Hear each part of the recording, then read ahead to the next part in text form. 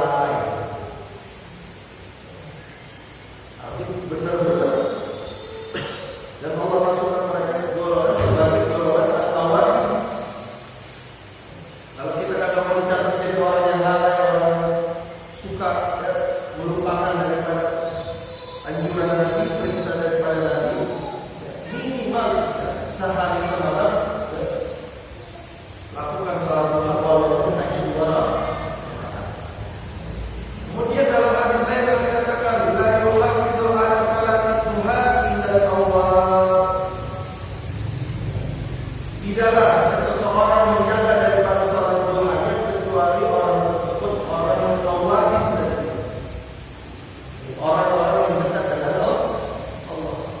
Kenapa sih orang yang melaksanakan salat duha dan salat duha ini dinamakan sebagai salatul awalin, salatnya orang-orang awalin? Tapi orang yang orang yang semua waktu duha itu apa? Orang laksanakan duha jam kira-kira umumnya jam berapa? 9, 10 gitu pagi ya. Nah, umumnya orang yang begitu ngapain? Lagi kan? Jadi orang yang melaksanakan sholat duha, tapi dalam keadaan kerjanya dia masih ingat sama Allah. Makanya disebut sebagai golongan khusus, yaitu al-awwalin. Kemudian dalam sebuah hadis qudsi Allah katakan, Ibna Adam, sholli li min awwalin nahari arba rakaat akfikal akhirah. Ini hadis qudsi itu lain dengan Al-Quran. Al-Quran firman-Nya dari Allah, teksnya juga dari Allah. Jadi belum ahad bacaan itu dari Allah. Tapi kalau hadis qudsi ini maknanya dari Allah. Tapi teks pengucapannya itu lagi pengucapannya Nabi. Allah katakan dalam hadis qudsi, Ibna Adam, wahai Ibna Adam, wahai manusia, sholli li, salatlah untukku, min awalin nahar, di permulaan siang. Maksudnya apa? Pagi itu. Arba rakaat, 4 rakaat, akfikal akhir, aku akan cukupkan sisanya. Maksudnya apa? Allah katakan sholat duha di permulaan siang itu arti waktu duha 4 rakaat kita sholat, ya kita bisa sholat jam 9 begitu umumnya. Maka Allah akan cukupkan sisanya. Sore, malam, mau satu rezekinya dari mana Allah akan cukupkan. Tapi sampai malam Allah cukupin. Artinya kita kalau kita mau masuk tentang rezeki, ini kita tahu rezeki itu butuh namanya ikhtiar, butuh namanya usaha, butuh namanya kerja. Tapi tetap kita melakukan ikhtiar, kita melakukan usaha, penentunya Ar-Razzaq yang Maha Pemberi rezeki itu Allah. Saya ingat kita berbilang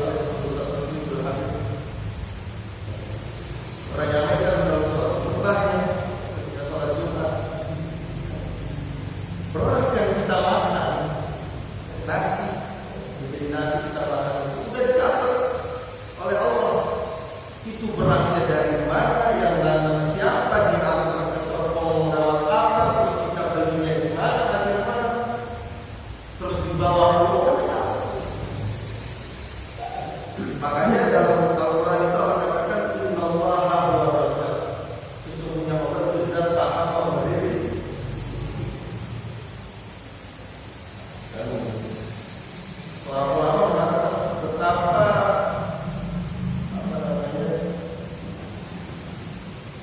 kurang menghargainya seorang manusia ketika Tuhan yang menciptakan dirinya udah bersumpah. Kalau kita belajar masalah indah atau tauhid, Ar-Razzaq itu wajah mubalaghah, artinya menunjukkan syarat. Kayak alim itu seorang yang berpengetahuan, ulama atau allama, sangat berpengetahuan.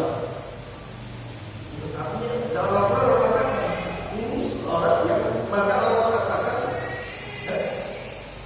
sholatlah 4 rakaat.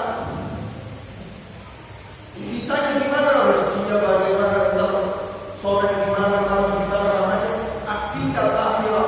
Sisanya kita cukupin. Gak usah takut malam gimana, siang gimana.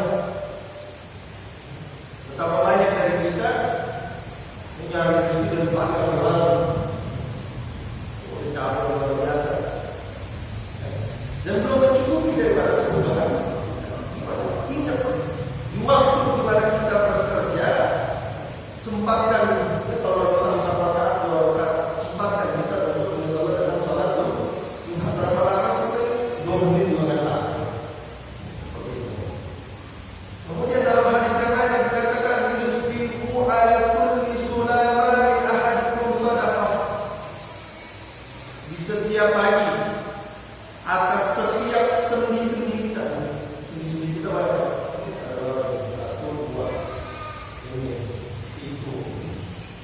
Yang ini apa namanya, dengkul, sendi-sendi tubuh kita ini perlu disedekahin. Ini sendi-sendi kita ini kata Nabi di setiap hari, tapi setiap hari sendi-sendi kita ini perlu kita sedekahin. Wal amru bil ma'ruf sedekah. Salah satu bentuk sedekah itu adalah amar bil ma'ruf, mengajak orang kebaikan.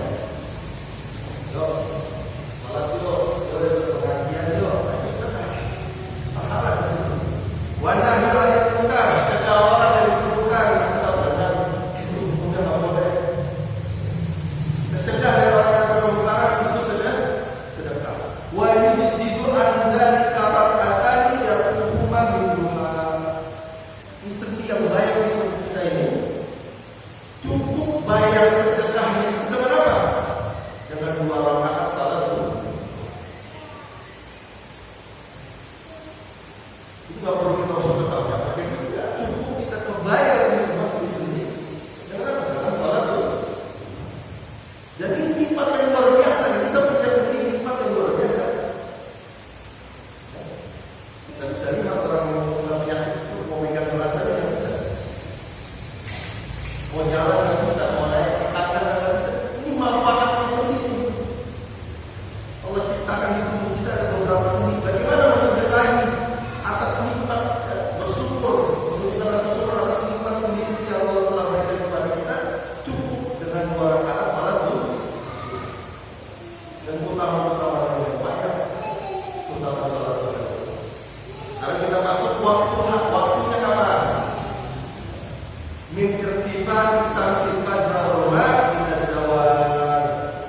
Ya, dari terbitnya matahari sekadar suatu benda sama dengan bayangannya. Ada benda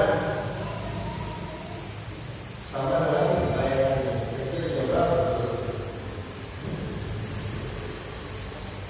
Jam 7-an. Udah bisa kita sholat duha. Sampai kapan? Ila zawal, sampai waktu zuhur.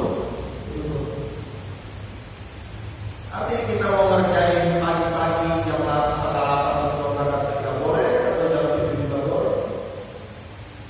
Ada lagi istirahat siang, ya, sebelum istirahat zuhur. Penting belum masuk waktu zuhur, kita sholat misalnya jam 12 juga boleh. Itu waktu duha. Dari jam 7-an perkiraan sampai jam 12 kalau arti zuhur pas ke 12. Sekarang ada 2 rakaat duha. Bilang rakaatnya berapa kali sholat kita? Berapa rakaat sholat duha? Aqalluha paling minimal. Ya. Adalah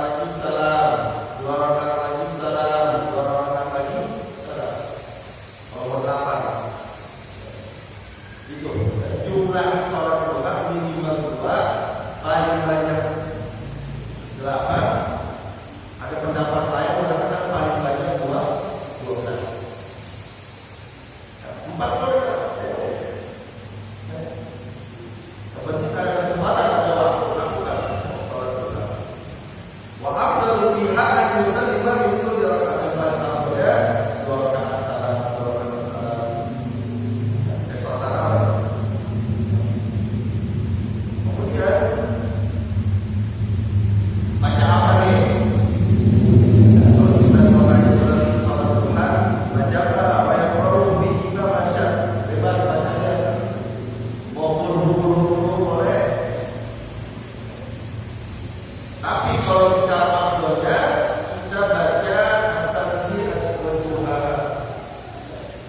Itu di rakaat pertama, rakaat kedua baca duha wali tidak saja. Ini afdal ya. Asal-asal duha sama duha. Kalau nggak bisa gimana? Baca al-kafirun sama al-ikhlas. Kemudian al-kafirun sama surat al-ikhlas. Ada boleh pokok yang itu ada apa? Ada doanya yang perlu ada salat dengan itu. Ada doa yang wajib. Cuma suatu doa bacanya apa? Bisa ada yang masih ada ini. Itu suatu doa. Artinya kalau kita bicara suatu doa, kita bicara seorang manusia yang sedang sibuk dari dunia, sedang cari rezeki. Apakah posisi itu dia masih mencatat itu?